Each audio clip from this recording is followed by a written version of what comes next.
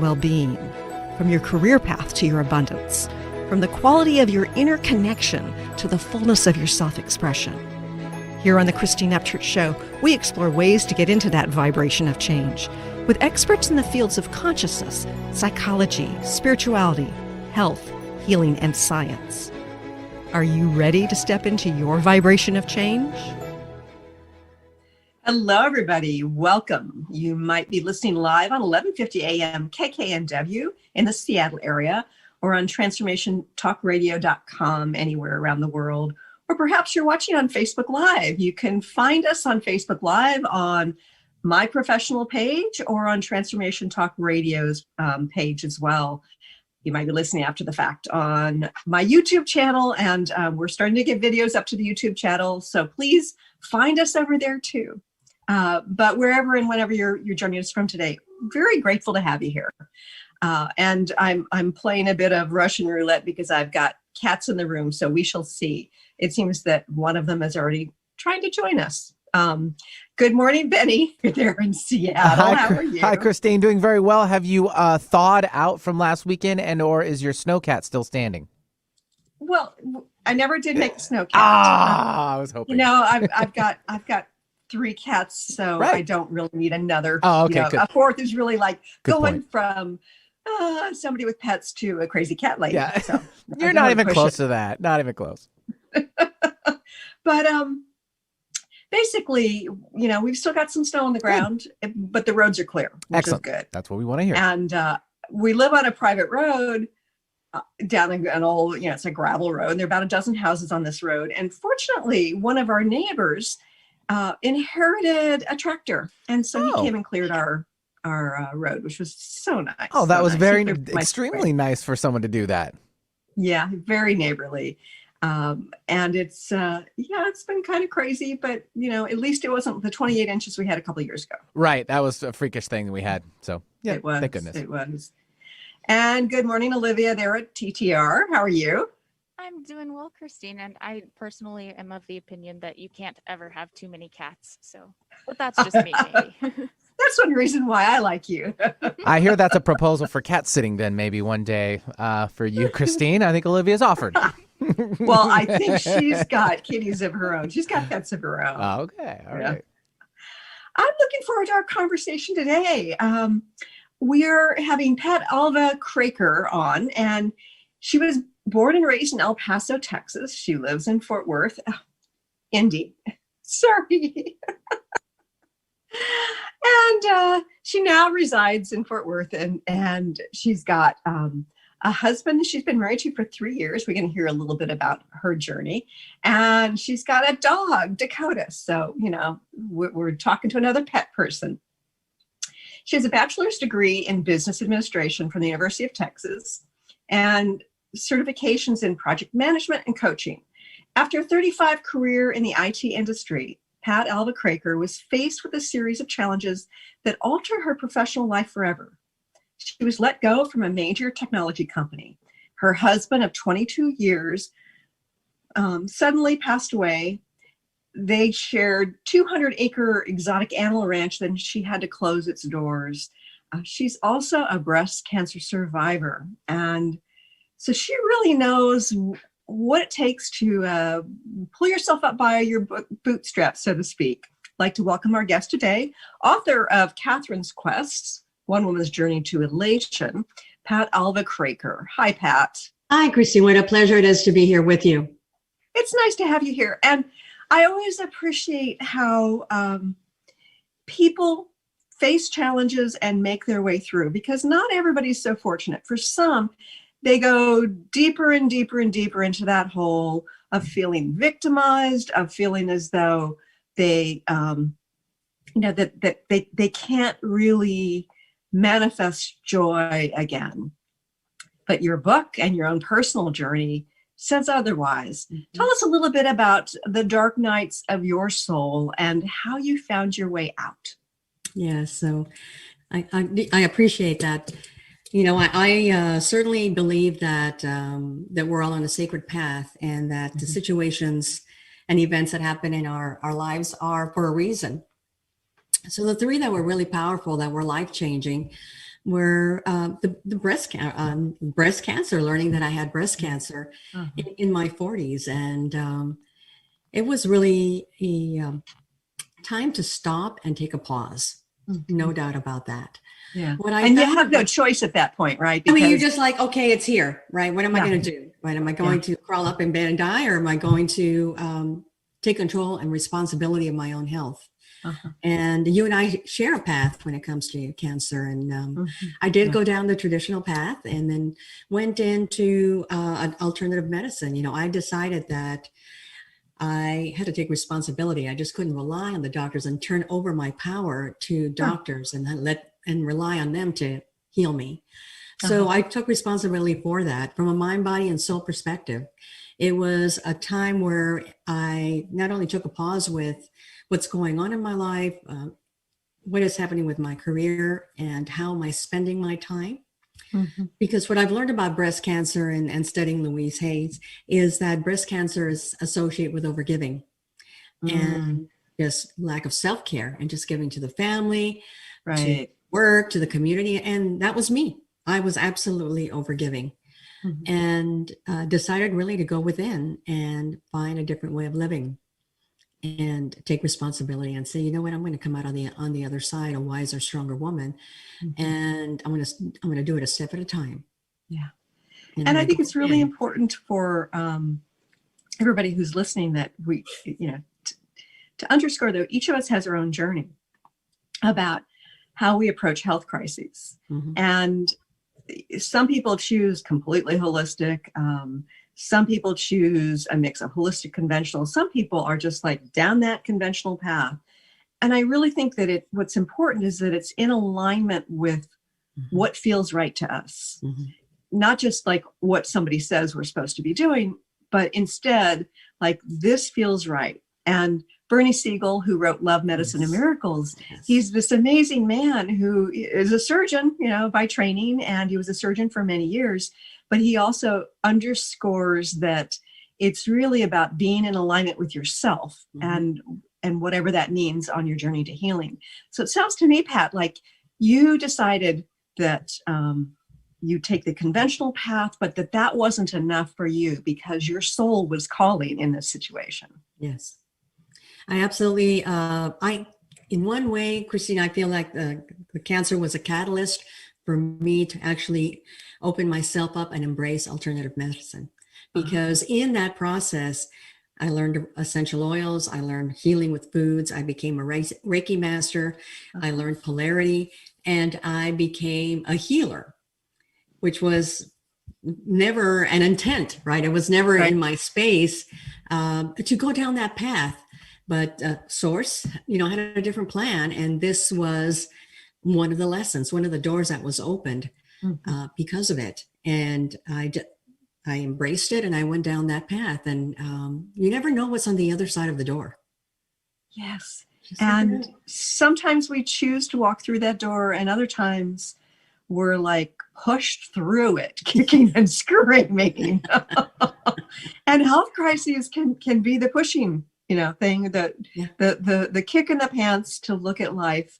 For me, when I was facing lymphoma, it was early stages and doctors had absolutely nothing to offer at that stage.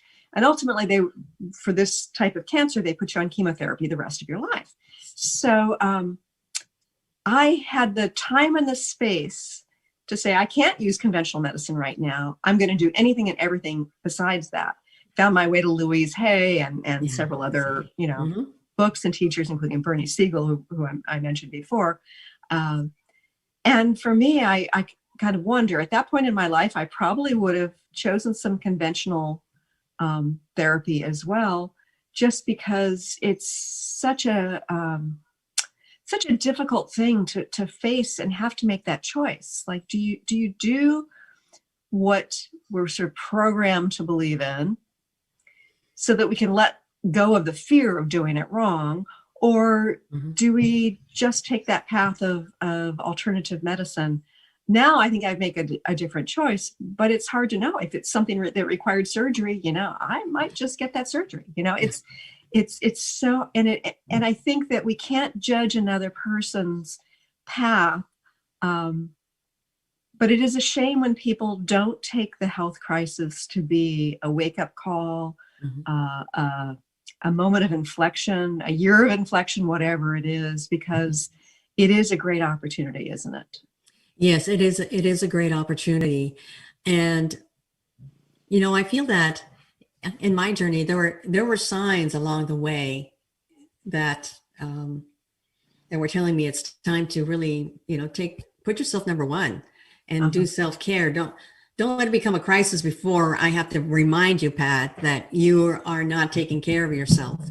Yeah. And when we're very aware of our lives and we're tuning in, we start hearing those messages, and we can avoid a crisis if we just connect with our body and we're aware of what's happening. And we take time to meditate or journal and just see what's happening within, so that as that transformation is occurring, as that wake-up call is happening, that you can listen to it before it becomes a crisis like it did for me. Right. So people talk a lot about self-care. And I think sometimes people think, oh, it's, taking the candlelit bath. It's going for a walk. For you, what did the lack of self-care look like, and how did you shift that? Right. So the lack of self-care was really taking care of everybody else but myself. It was traveling 80% of the time. And then when I was home, helping my husband with the exotic animal ranch. And it was burning the candles on both ends, not really, just feeling overwhelmed and tired of being tired is what it felt like. And I felt like I was rushing through life. I just, it was just one day after the next. What do I need to do today? And there wasn't this level of peace that I wanted. And, having an opportunity to really sit back and say, what is self-care?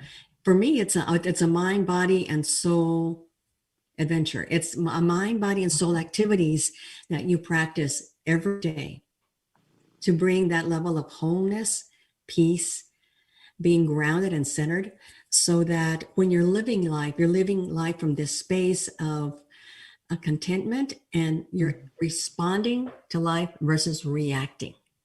Oh, I love that. I love that. Two things that I really appreciate. You said self-care is an adventure.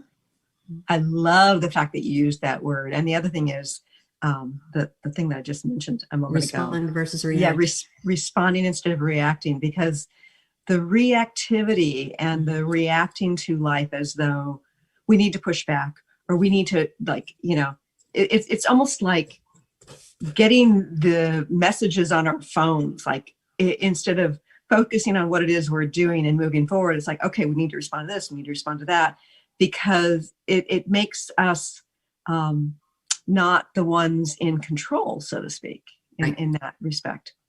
Right. We are not empowered. We're not coming from a point of power, and we're letting outside sources drive our activity and our emotions and our feelings and decisions. Right. And that in that situation, it can end up making us feel either overwhelmed or exhausted, like you said you were. But it can also make us feel like we're victims, because we're not in our power of saying yes or no to whatever it is. We are instead kind of like the martyrs of our life, and showing up too much for others and not enough for ourselves. So one of the things you talk about is being a leader in your own life. I love that concept. Can you share a little bit more with our viewers about this? Right. I think, when we're successful in life and in business, the ultimate foundation of your success in those two areas is really how you lead yourself into life, how you lead and make decisions so that you're in a better place to lead a team, lead a business to growth, lead a family.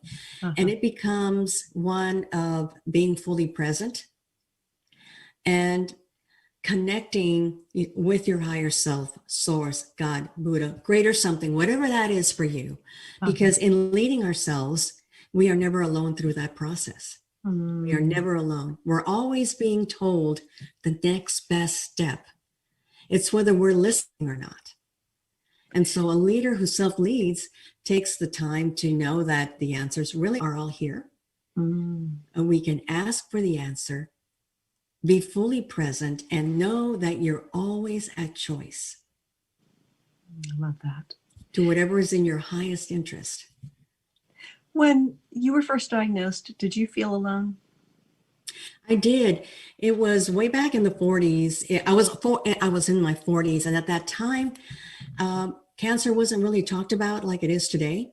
It wasn't as prevalent. So I went into a cocoon when it came to cancer, and I really took a step back and really didn't, really participate with my team like I could have. I just really stepped back and was.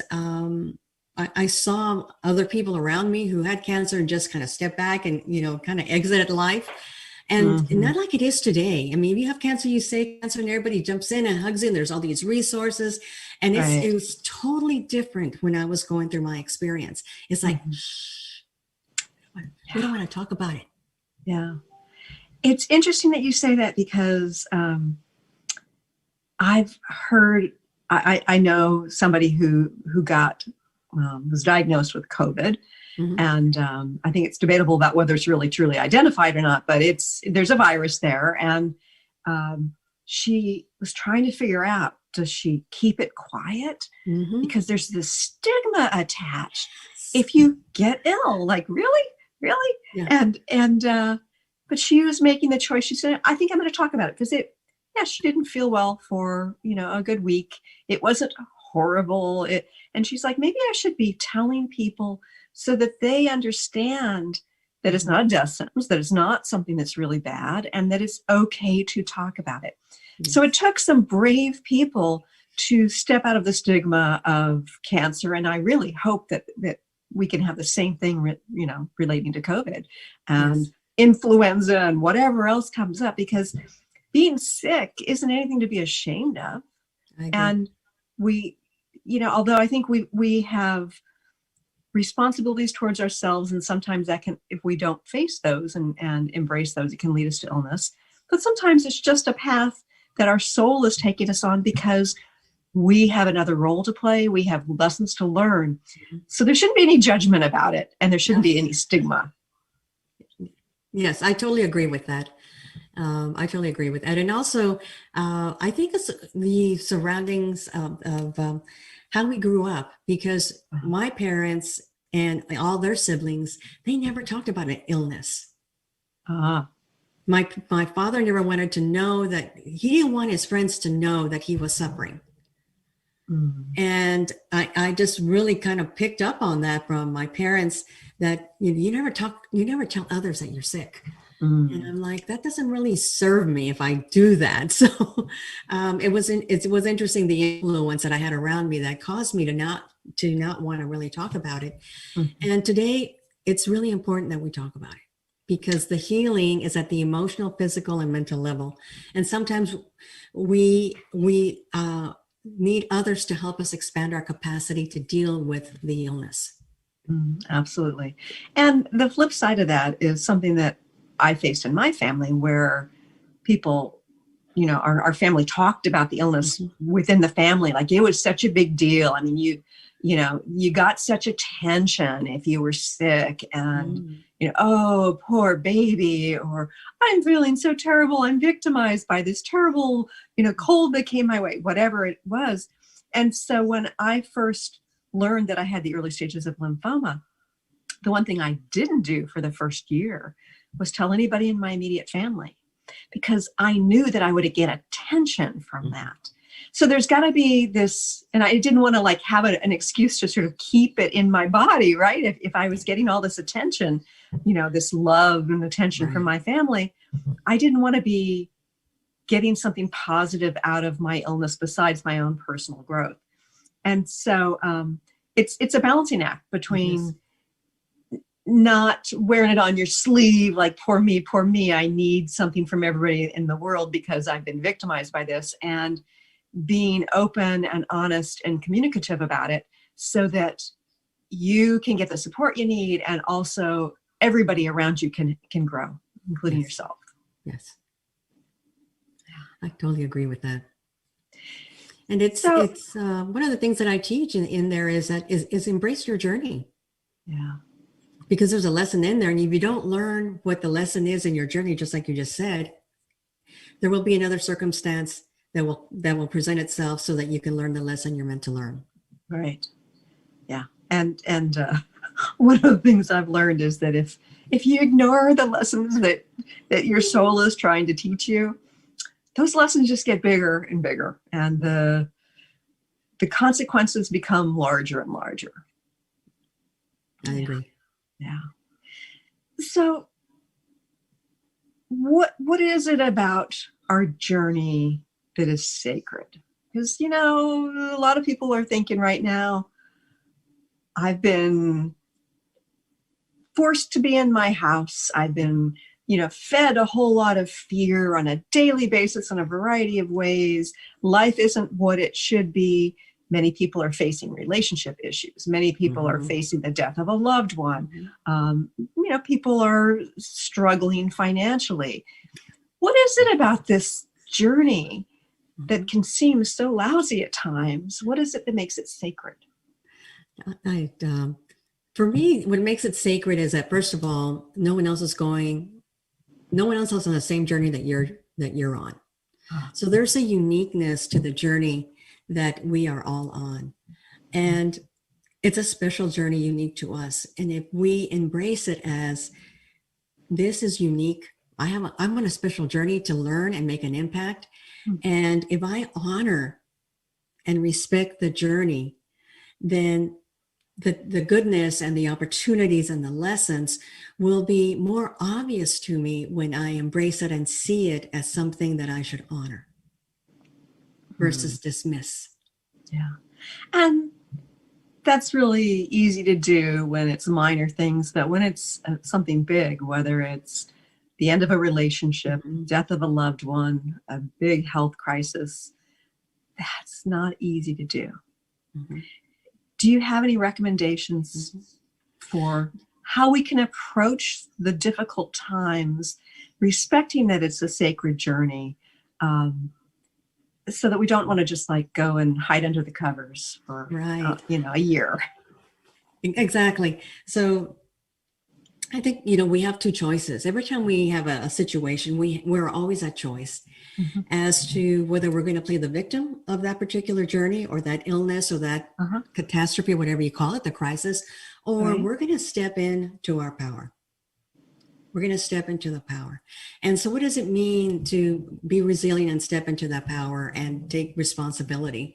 Is to really be totally present to the moment of whatever's happening, be present to the day and be present to the situation that has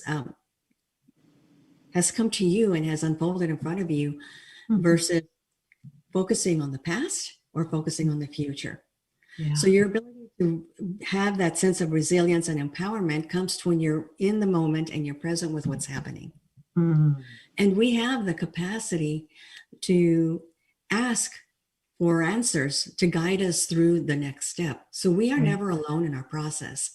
We can count on our higher self, God, spirit, whatever that is for you, is to make that connection and ask, what should I do today?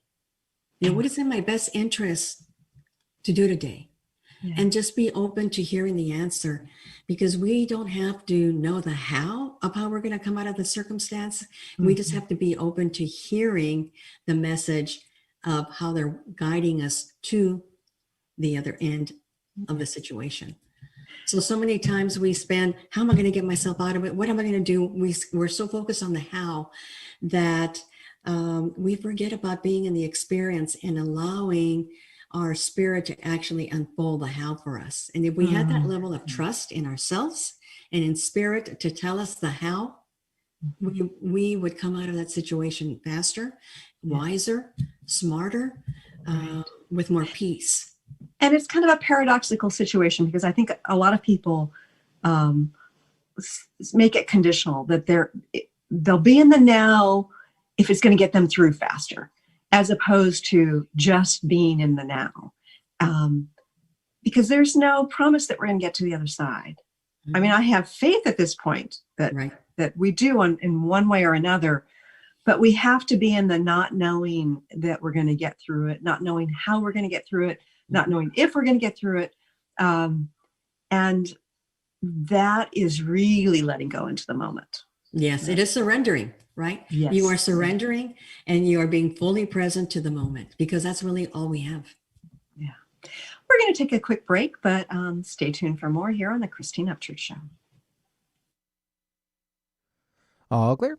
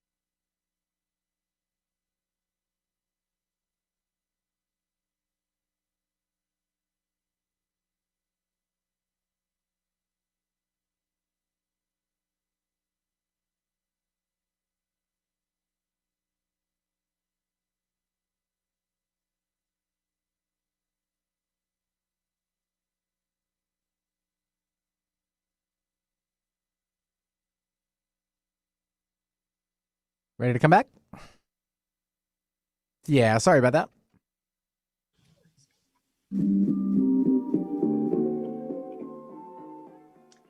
Welcome back to the Christine Upchurch Show here on 1150 AM KKNW, as well as transformationtalkradio.com.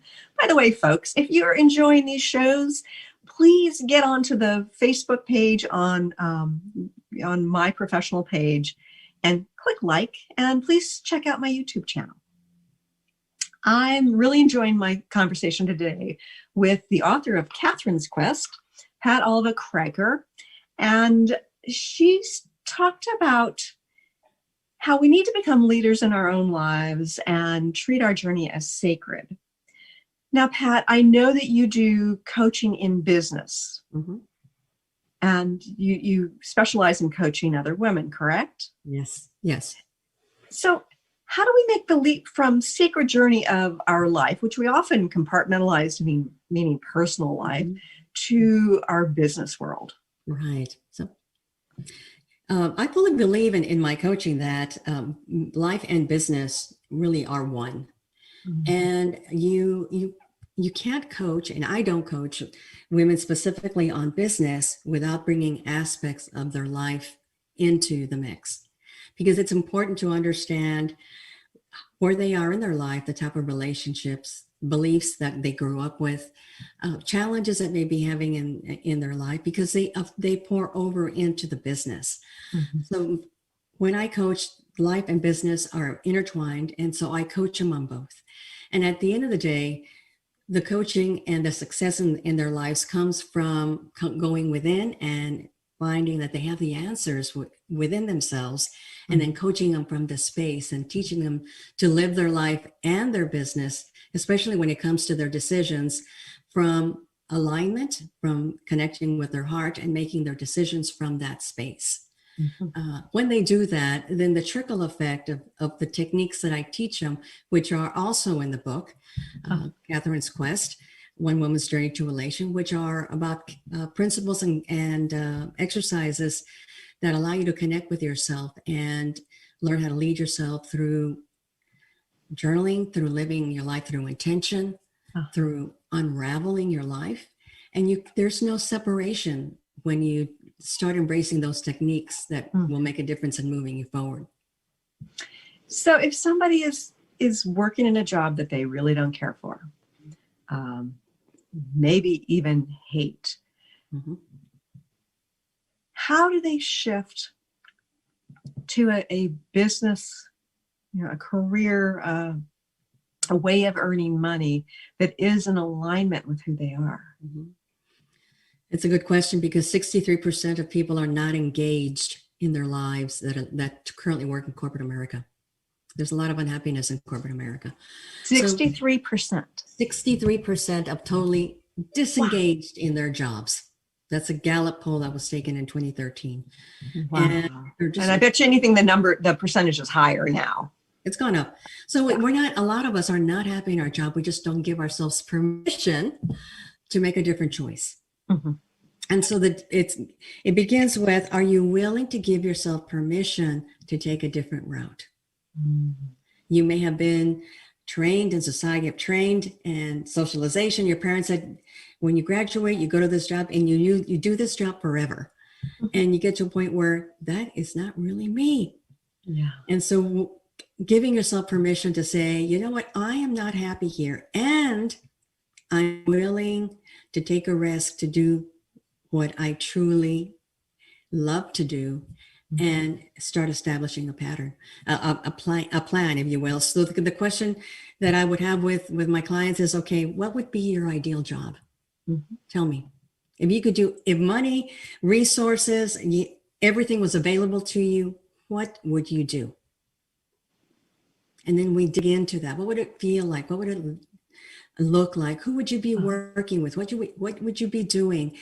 What would your office look like? What would your working hours look like? And I invite them to dig deeper into what their ideal job would look like. And once they're very clear on that, then we go to the next step and we say, okay, let's create a plan to get you to that ideal job or that ideal business. And if it's a business and it's stay in your job until we develop the plan and we start transitioning you slowly into your business. I don't invite anybody to jump from a corporate job immediately into business. I say, let's start working your business plan, your business structure, so that slowly over time, when you're ready and you're ready to leave your job, you already have a nice foundation for your business and you're already seeing some clients, selling product, whatever that is. So it becomes an easy way to make that transition. One of the things you just talked about in a variety of ways just now was about our belief systems.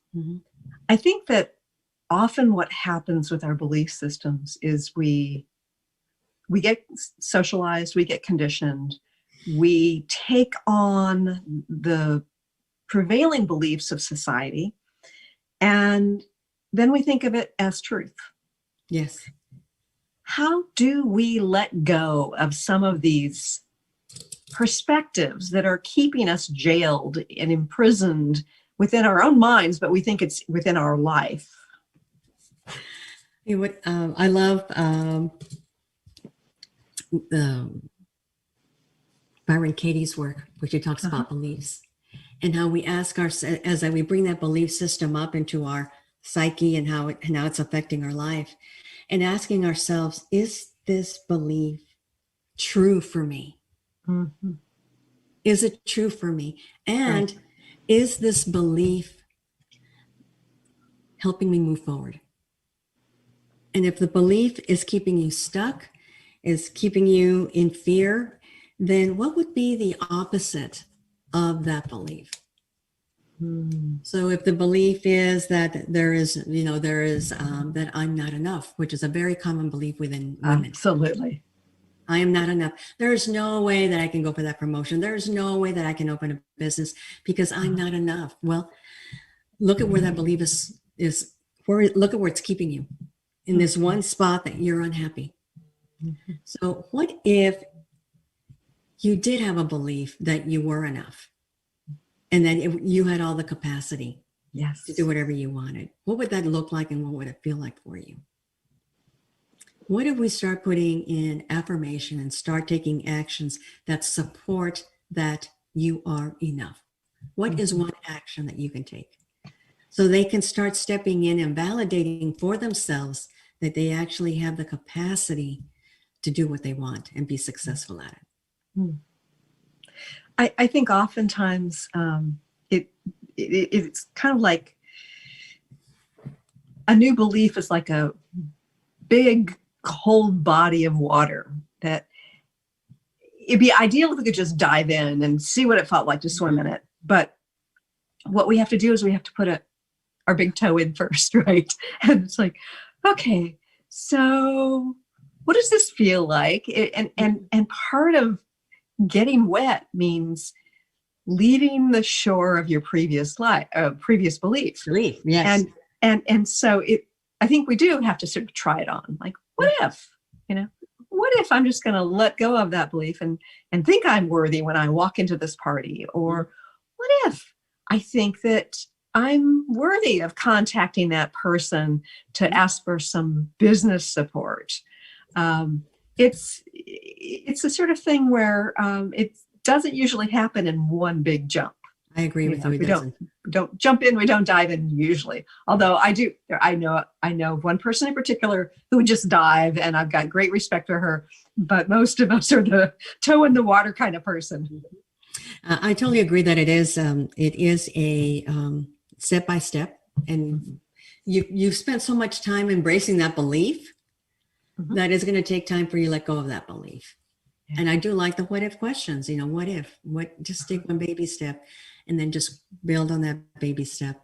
And it becomes also a thing, Christina, of awareness. Christina, is of awareness, is that when you want to take an action and all of a sudden that belief raises its ugly head and says, what makes you think that you're enough, blah, blah, blah, blah, is to say, time out.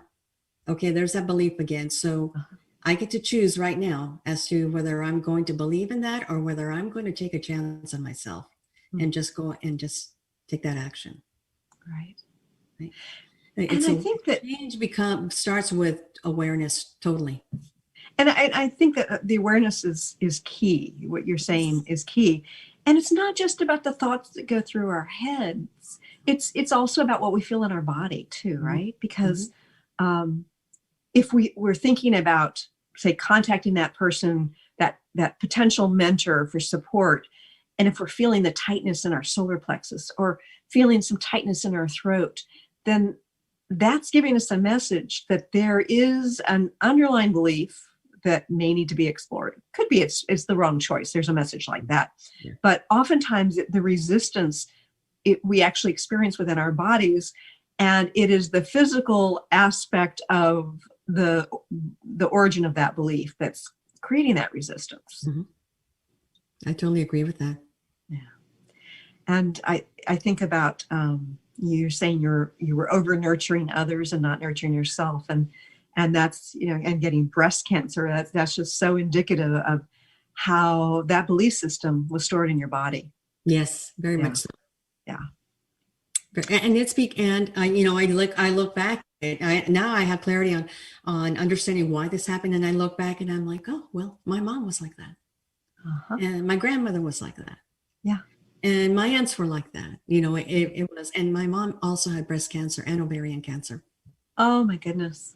So I could go back and see the pattern, and I'm like, so now my sisters and my nieces, it's like, I tell myself, how am I going to be the example Right. of self-care so that they know that it's important in order to succeed in their life and to serve others, is that they need to take care of themselves and fill their cup first before they can give to others. Yeah. And I think that's a really important point, because I think oftentimes when you see something like that running in the family, the physical ailment, people tend to think, oh, it's genetic. Well, there may be genetic predispositions, but as Bruce Lipton talks about, there's got to be something environmental or internal that triggers that manifestation. So kudos to you to be sharing that with other women in your life so that they don't have to have that experience. Right. Yeah. Yeah. Before we go any further, I want to make sure our listeners and viewers know how to connect with you. What's your website, and can you tell us a little bit about what you offer? Yes. So my website is called majesticcoachinggroup.com, as well as my Facebook page and LinkedIn, majesticcoachinggroup.com. And my book is available there, as well as my journal. And it also comes with affirmation cards, which is available on my website under the Catherine's Quest tab. I love working with women and helping women and grow their business with ease and grace by connecting with who they are and working from this space. And I do it through VIP days, which is a 4 to 5 hour immerse experience on a topic that's of interest. I work in a group environment where I work with 10 to 12 women at a time, and I hold retreats. So you can learn all about who I am and what I do by going to majesticcoachinggroup.com. And I will be posting 3 retreats coming up, one in May, one in September in Dallas, Fort Worth. And then in April of 2022, I will be going to Sedona. So if you're fun. If you're a retreat type kind of gal and you're into self-care and business retreats, then you want to get on my waiting list so that I can let you know. Yeah. And, Dallas, Fort Worth, I happen to know personally that they've got the best Tex-Mex in the country. Yes. So, and great Southern hospitality, which is, so it's a wonderful place too. Yes. I know that many people think of Sedona as the place to go, but which is a wonderful place.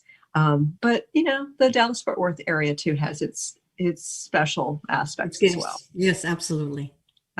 And I love that you're doing retreats, like physical retreats. I happen to be in a state that's just been so incredibly locked down. It's very frustrating. I have a lot of admiration for other states that are a little bit more hands off.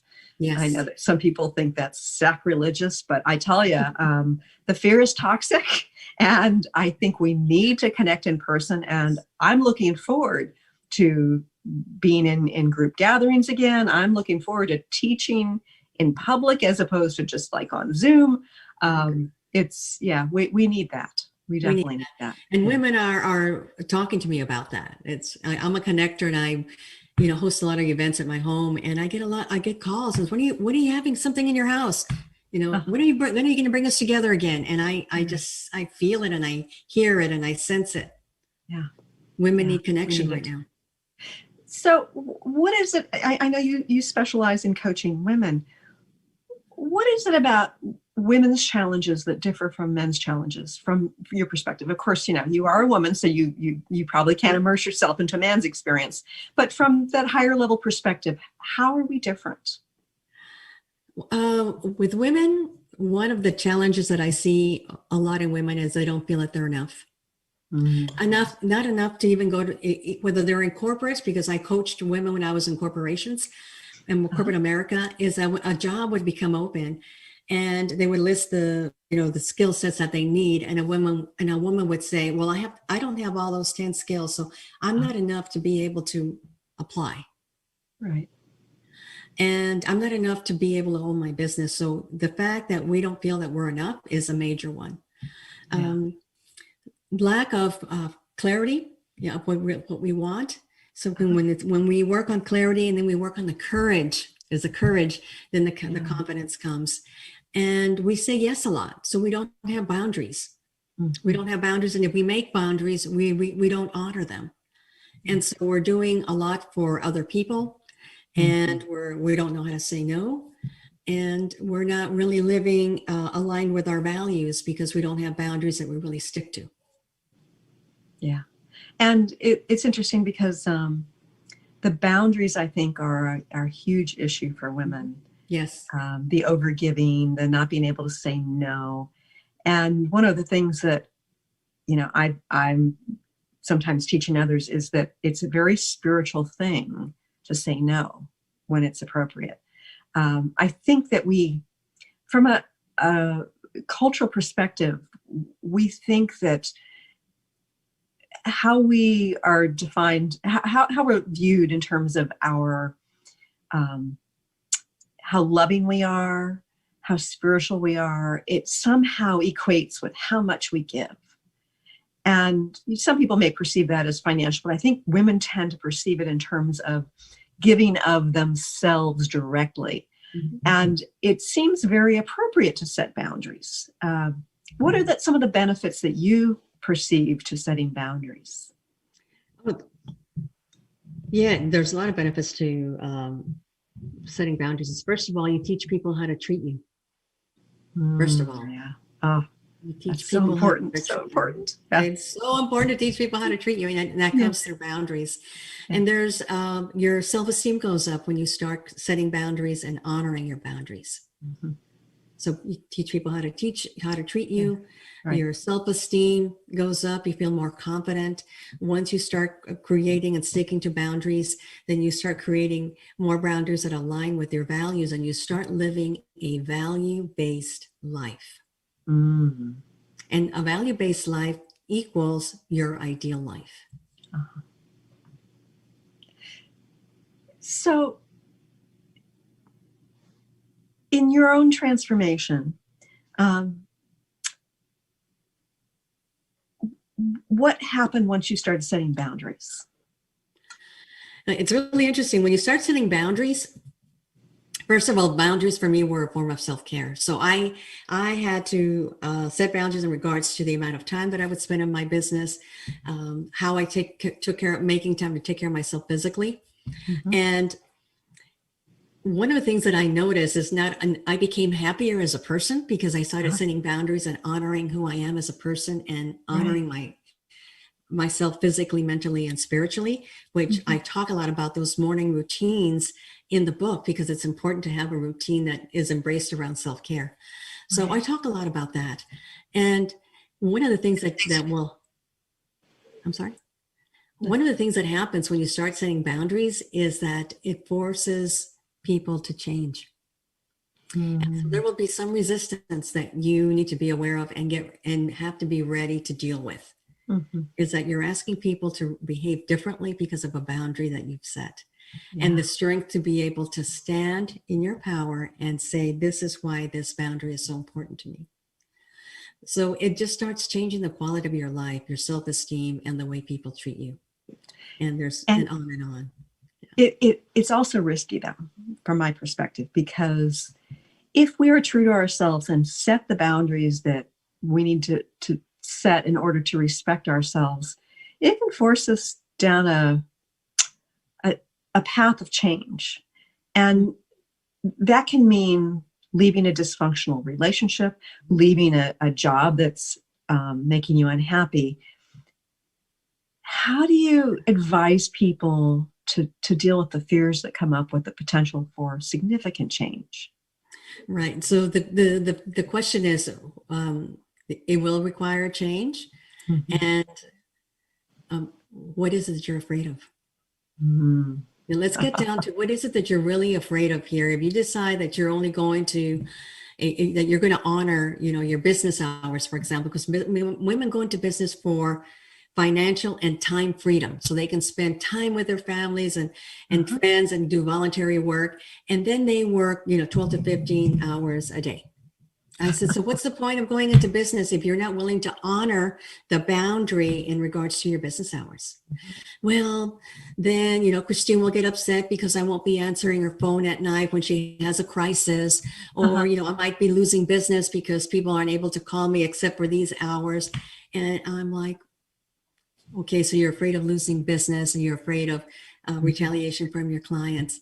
Okay, so what's the worst that can happen? What if we just start slowly bringing in your hours? So you just don't automatically go from 9 to 6 and people just, are in shock. Right. So let's start. How comfortable would you feel if you went from, instead of working 12 hours, let's start having you work to 10 hours. And what would that feel like? And let's start prioritizing things in your life and know that, change can be scary. But if you don't make those changes a year from now, where are you going to be? Right. What's the consequence of not taking that chance on yourself and setting that boundary and making that change? Yeah. And it's hard to know this when you're going through a big change. If you haven't gone through made choices to go through a lot of big changes. But one of the things I've learned is it's like a muscle that you exercise. Yeah. The more you do it, the easier it becomes because you've gotten through it. You've learned what you needed to learn. You've gotten to the other side and realized, oh, wow, this feels easier. There's a greater ease and flow in my life. And so it's kind of like you end up trusting more, which is such an important part of choosing something new and choosing to walk through change. Mm-hmm. That is very true. The trust is key. Trusting yourself on your decisions, trusting not only your analytical part of your mind, but also trusting your intuition, what your heart says. Yes, absolutely. We've only got a couple minutes left, but the subtitle of your book is One Woman's Journey to Elation. And I know that it's sort of a fable, but what is it about elation that you think that we should journey? Why should we journey towards that? Elation. Yeah. So many people ask me, well, so what does elation mean? And I'll start with that. I believe elation is just beyond happiness. And I believe that we've all had an experience where we've been beyond happiness. Mm-hmm. It's when you're walking down the aisle, when you're first holding your first child, you take your dream vacation. We've had that level of happiness in our life, and we can choose to have that in our life more and more and more. And it's just a choice. Yeah. It's a choice. Today, I'm going to live from a state of elation. Why is it that I am so elated today? Yeah. And step into that space. Yeah. And I think that probably one of the most profound moments of my life was when I spontaneously thought, it's going to snow. I'm going to get an extra loaf of bread and feed it to the pigeons. And, it was just this amazing connection with these birds in a parking lot, and we can have moments like that. It doesn't have to be something as big as holding your first child, exactly. Holding a baby. Yeah. I love that. Yeah. So again, mention your website, please. It's majesticcoachinggroup.com. Yeah. And this is Pat Alva-Kraker, author of Katherine's Quest, One Woman's Journey to Elation. Pat, I'm very grateful you joined us here today, and apparently so's my cat, Indy. Thank you for being on the show and offering your time and your wisdom with our audience. Thank you, Christine. I appreciate the opportunity. Your show is amazing. I would invite people to go to your YouTube. I was there yesterday and today. You have amazing speakers come in with really profound messages. Oh, thank you. And I want to thank all of our viewers and listeners for joining us here today. We do this show for you. Thank you for being